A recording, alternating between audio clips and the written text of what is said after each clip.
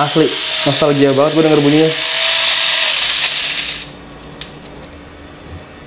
Udah pada tahu dong, ini mainan apa? Ini mainan nostalgia zaman kecil alias Tamiya. Wih, gue punya Tamiya lagi akhirnya. Dan mobil yang gue punya ini Fire Dragon Clear Special VS Chassis. Ini gue beli sekitar berapa ya? 180 ribuan lah di salah satu toko di Jakarta. Dan sekarang kita lihat dulu detail dari isinya apa aja.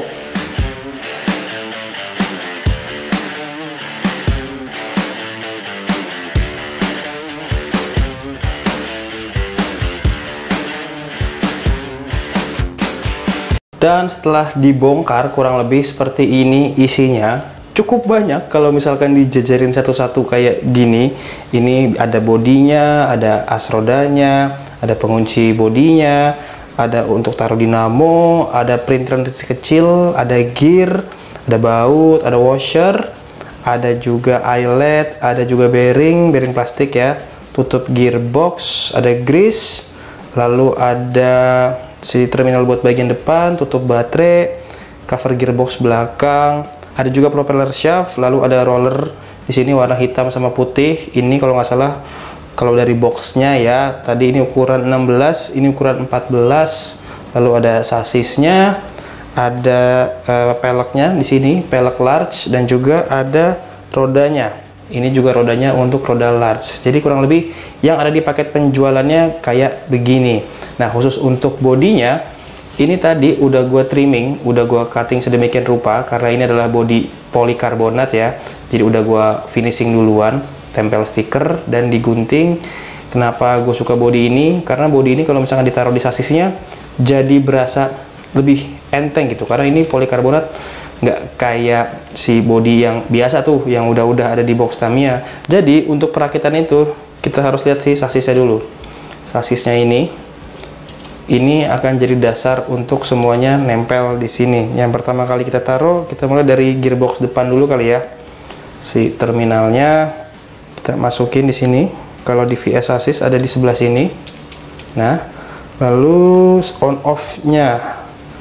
On off yang ini yang kecil kita taruh di sini. Nah, jadi kita biar bisa digoyangin begini nantinya. Terus ada gear, ini namanya Corona, tapi ini bukan penyakit ya. Ini gear pink Corona ini. Kita taruh sebelah sini. Nah, lalu kita ambil si eyelet. Ini kecil sekali nih bentuknya tuh. Eyelet ini untuk ditaruh di bearing. Jadi kita taruh di sini, kita masukin pelan-pelan sampai dia masuk. Kelihatan kan? Lakukan di keempat bearing dan si eyeletnya. Nah, ada 4 kayak gini. Ini nanti buat ditaruh di sini, di asnya. Kita ambil dulu 2, yang 2 kita taruh. Nah, kita balik lagi ke sasisnya.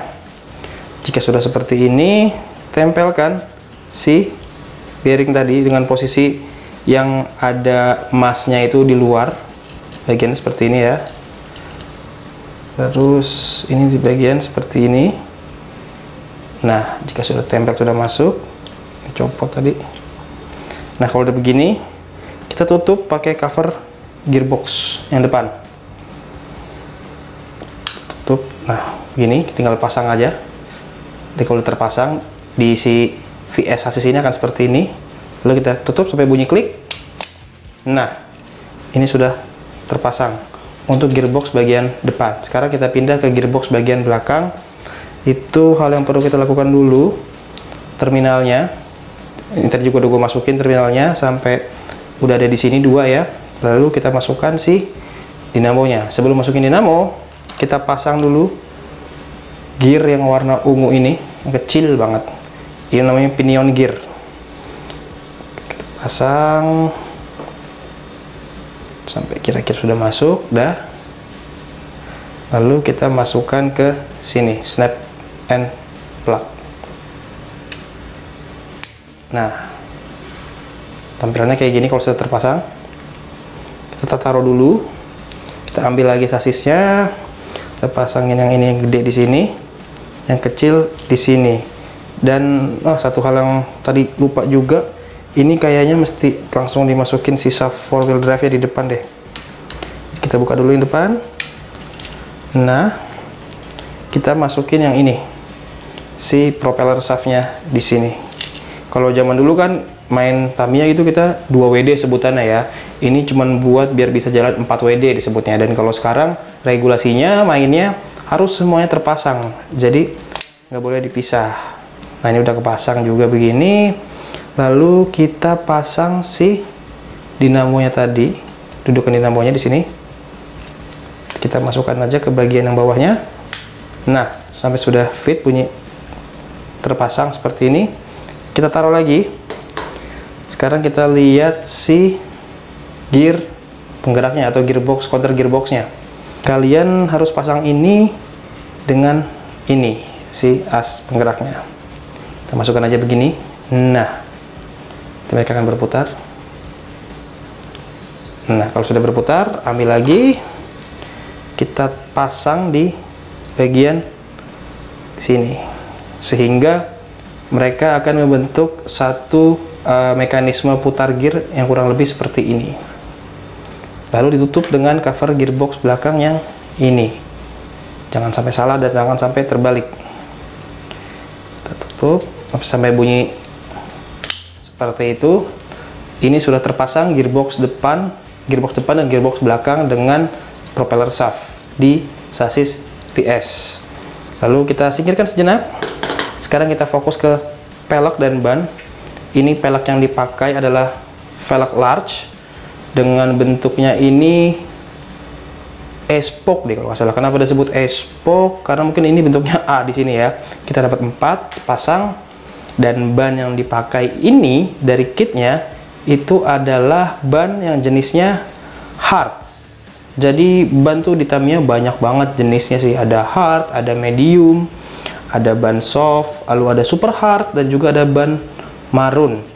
Ini jadi pertimbangan gue untuk beli kit yang ini, karena memang kit ini menyediakan langsung bannya hard.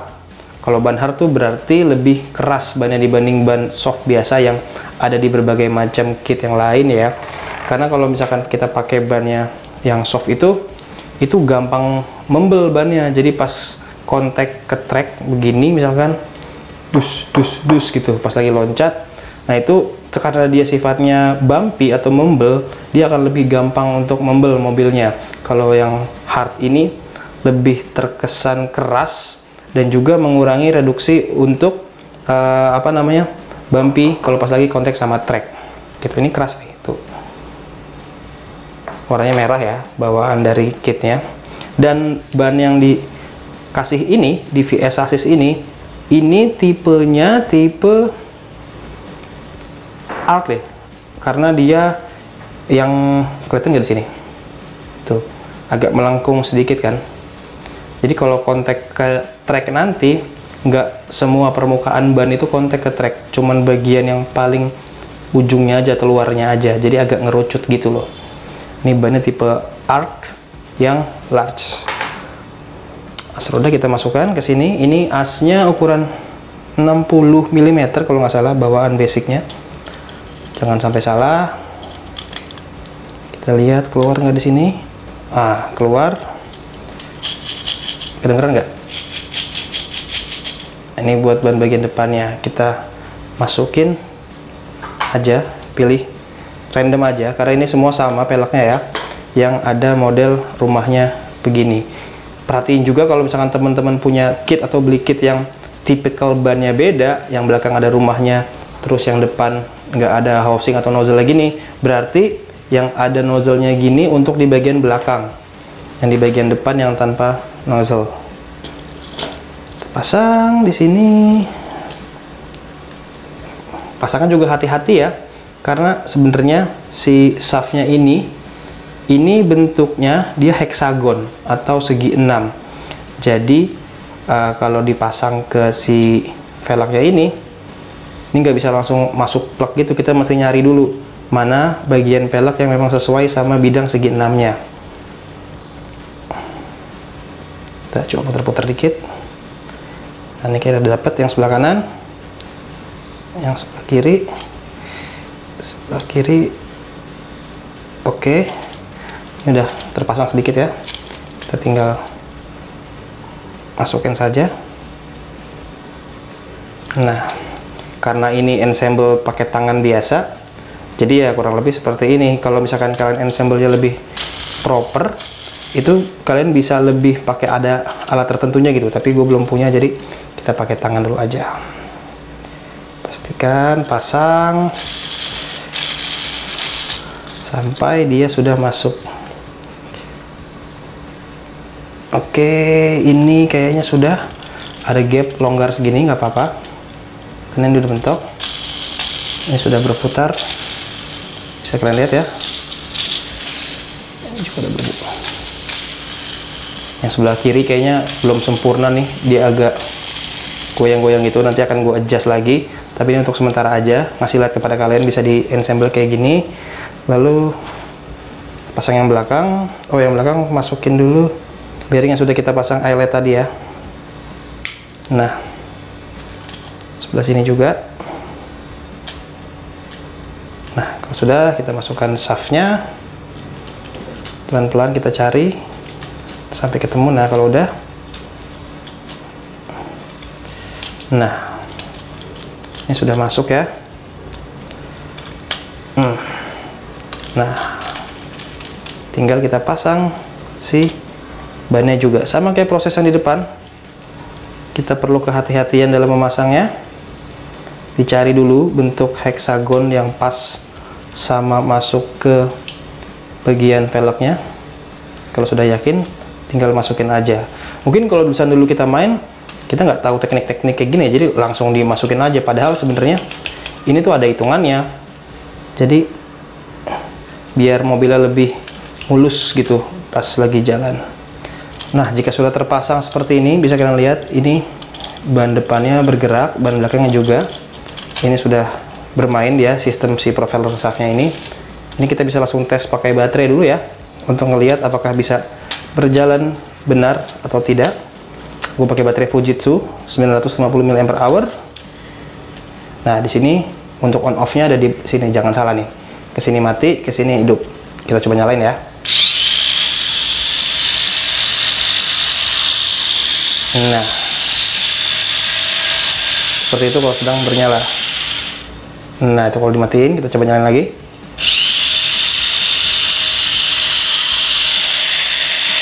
Bunyinya ini bikin nostalgia banget loh.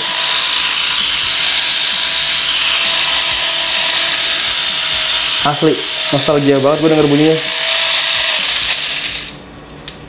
Nah, ini udah bisa berfungsi dan nyala dengan benar ya. Sekarang kita keluarin dulu baterainya ini. Nah, kita simpan baterainya. Lalu kita lanjut masuk ke tahap berikutnya, yaitu masang roller. Oh, ini belum kepasang nih, tutup baterai tadi. Tutup baterainya kalau di sasis ini tinggal dikonekin aja ke sini sampai dia bunyi klik. Nah, jadi bisa dinaik turunin. Tutup. Sekarang kita pasang rollernya. Roller penempatannya di depan sama di belakang. Dan untuk grease ini bisa kalian pakai untuk melumasi di sini dan di sini, di bagian yang memang sudah ada gearnya, supaya perputaran itu lebih halus. Ini belum gue pakai karena nanti aja pakainya. Gue mau nunjukin ini dulu kepada kalian. Lalu kita coba pasang rollernya. Nah, untuk bagian roller itu kita dikasih 4 buah baut payung atau jamur kayak gini. Ini kita langsung pakai ke bagian depan dulu kali ya. Caranya masukin ini ke sini. Kalau udah masuk, kita pasang si washer di bagian bawahnya seperti ini. Nah, lalu kita pasangkan ke dalam wadahnya. Ini sebenarnya ada nomor-nomornya nih, udah ditentuin ini bagian berapa, ini bagian berapa, tapi kita pasang di sini dulu deh. Sini dulu deh. Penentuan pasangnya di mana itu sebenarnya supaya mobil kita tuh muat taruh di trek. Kalau terlalu lebar, nanti jadinya nggak muat taruh di trek gitu. Nanti pengetahuan kayak gitu sepanjang kalian mungkin nyemplung lebih dalam, akan tahu sendiri sih gunanya banyak lubang di bagian depannya ini kayak gini nih buat apa peruntukannya. Nah, sebelah sudah terpasang, kita pasang sebelah lagi. Jangan lupa washernya. Ini bagian kecil tapi penting loh ini. Kalau nggak dipasangin ini, muternya tuh nggak bisa apa ya, nggak bisa muter dengan sempurna gitu. Kayak ada yang nahan. Kita baut lagi yang sebelah sini. Roller 16, iya roller 16 sudah terpasang untuk bagian depannya. Kita pasang untuk bagian belakangnya.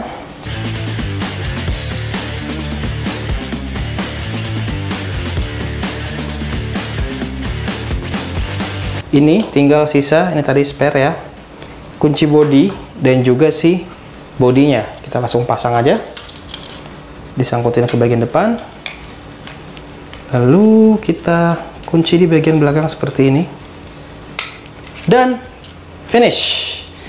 Ini dia mobil VS chassis Tamiya Fire Dragon Clear Special. Ini kalau misalnya lihat di boxnya nih, tuh, mirip gak? Mirip dong. Ya ini udah selesai gua build, udah selesai gua bangun. Dan nanti rencananya ini juga akan gua test run juga, kayak gimana larinya sama-sama kita lihat juga.